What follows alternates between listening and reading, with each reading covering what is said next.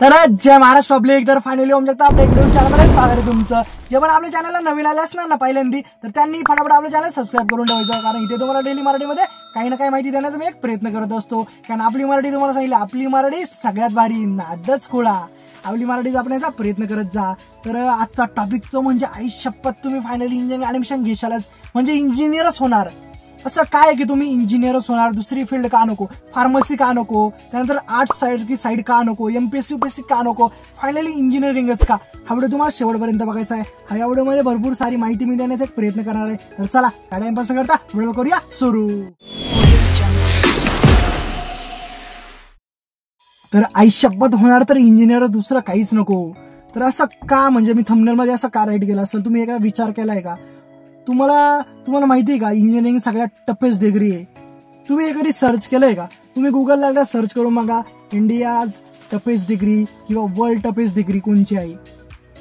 तिथे तुम्ही बघा, एक नंबरला इंजिनिअरिंगच दिसणार तुम्हाला. कारण इंजिनिअरिंग सगळ्यात अवघड आहे भाऊ. तुम्हाला माहिती, इंजिनिअरिंग म्हणजे सोपा प्लॅटफॉर्म नाहीये.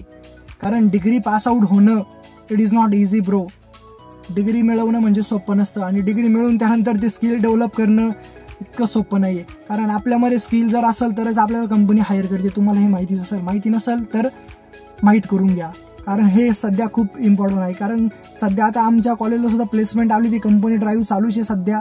तर आता तिथं सुद्धा म्हणजे असं त्यांना कम्युनिकेशन स्किल्स तुमच्याकडून लागत आहे. म्हणजे तुमच्याकडून जास्त काही नाही लागत, तुमच्याकडून कम्युनिकेशन चांगले, तुमचे कम्युनिकेशन स्किल्स पाहिजे तुमच्यामध्ये, म्हणजे बोलण्याची क्षमता पाहिजे. तुम्ही समोरच्याला बोलताय पण त्याला समजतंय कधी, तर हे लक्षात घ्या आधी. तुम्ही आवडेल शेवटपर्यंत बघितला ना, तुम्हाला गॅरंटी देऊन सांगतो, तुम्ही लास्टला काय म्हणशाल, आई शपथ होणार तर इंजिनियरच होणार, दुसरं काहीच नको, फार्मसी नको, आर्ट्स नको, ना ते मेडिकल साईड नको, कोणचंच नको, इंजिनिअरिंगच बरं आहे आपलं. कारण इंजिनिअरिंग अशी साईड आहे ना दादा, ज्या साईडमध्ये तू एक चांगलं करिअर तुझं करू शकतो. म्हणजे तू चांगला एक करिअर पॉईंट येतो का, तू तुझं म्हणजे भविष्य चांगलं घडू शकतो. कारण इंजिनिअरिंग भरपूर जणांचे आयुष्य बदलले, काही जणांचे आयुष्य धोक्यात सुद्धा आलेले. म्हणजे दोन्ही साईड सुद्धा होऊ शकतात.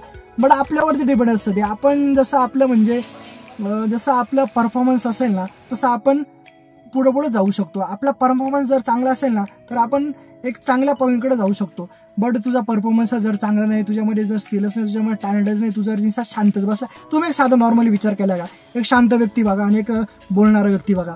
त्यामध्ये बघा, जो बोलणारा व्यक्ती असतो ना, जो ऍक्टिव्हपणा दाखवतो ना, त्या सगळं कोणी पण म्हणजे इझिली बोलून जातं. आणि जो शांत असतो ना, त्याच्याकडे कोणी लक्ष देत नाही. तर याच्यावरूनच समजतंय आपल्याला की आपल्याकडे स्किल डेव्हलप नाहीये. तर हे लक्षात घ्या आधी तुम्ही. तर आता वळूया आपल्या टॉपिककडं. तो म्हणजे आता इंजिनिअरिंग सगळ्यात अवघड आहे, तुम्हाला हे माहितीच असेल. तुम्ही आता वर्ल्ड टफेस्ट डिग्री सर्च केलंच असणार गुगलवरती. तर हे इंजिनिअरिंग सगळ्यात अवघड डिग्री आणि सोपी पण नाहीये. आणि इंजिनिअरिंगमध्ये मला सगळ्यात जास्त काय आवडतं तुम्हाला हे माहिती आहे का? इंजिनिअरिंगमध्ये सगळ्यात हा पॅटर्न मला आवडतो. तर आता तुम्ही जर फर्स्ट इयरला असणार ना, आणि तुम्हाला जर थर्ड इयरला जायचं असेल ना, तर तुम्हाला सगळ्यात पहिले फर्स्ट इयर क्लिअरच करणे. कारण तुम्ही जर फर्स्ट इयर क्लिअर नाही केलं तर थर्ड इयरचा तुमचा दरवाजा जो आहे तो ओपनच नाही होणार.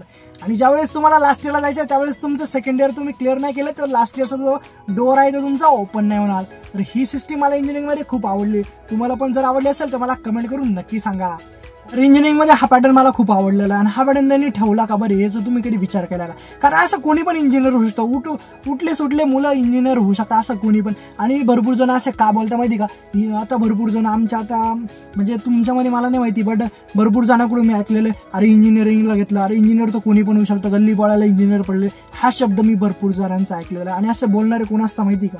असे बोलणारे जे लोक असतात ते इंजिनिअरिंगलाच असतात, बटचे वायडी पडलेले असतात.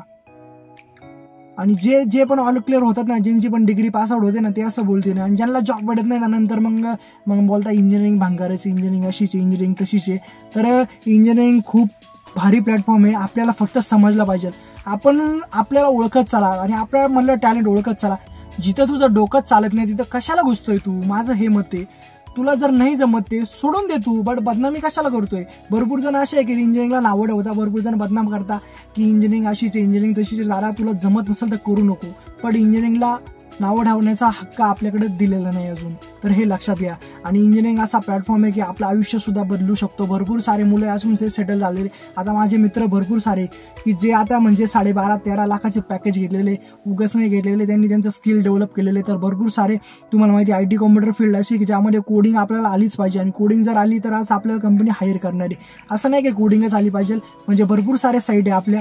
तर क्लाउड कॉम्प्युटिंग घेतलं तर क्लाउड कॉम्प्युटिंग सुद्धा आपण इझिली जाऊ शकतो.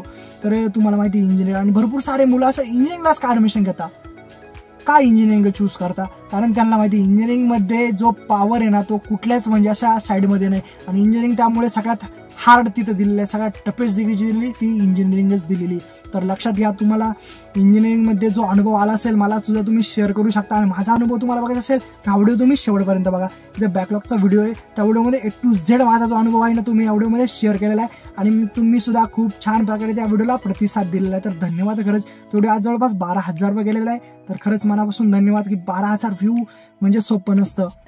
इंजिनिअरिंगमध्ये जो अनुभव भेटतो ना दादा, तो मला नाही वाटत कोणत्या साईडमध्ये अजून भेटतो. कारण बरोबर असे मुलं आहे की ज्यांना इंजिनिअरिंगमध्ये भरपूर सारा अनुभव भेटलाय. आणि अनुभव कोणाला भेटतो, अनुभव त्याच मुलाला भेटतो ज्याचे बॅक लागलेले इंजिनिअरिंगमध्ये. आणि तुमचे जर बॅक लागले असणार इंजिनिअरिंगमध्ये मला कमेंट करून नक्की सांगा की आपले किती बॅक लागलेले, फर्स्ट इयर असो, सेकंड इयर असो, थर्ड इयर असो, लास्ट इयर असो. इयर तर संपले आता.